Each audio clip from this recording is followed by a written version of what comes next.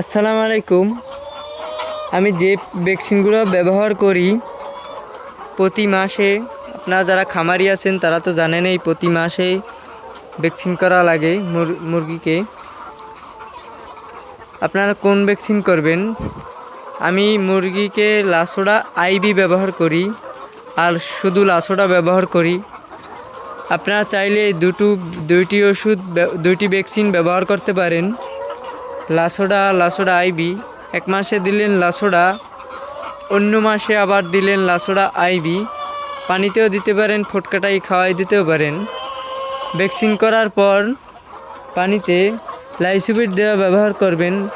পানিতে লাইসোবিট ব্যবহার করবেন একবেলা পানিতে, তাহলে ভ্যাকসিনটা ভালো কার্যকারিতা হবে।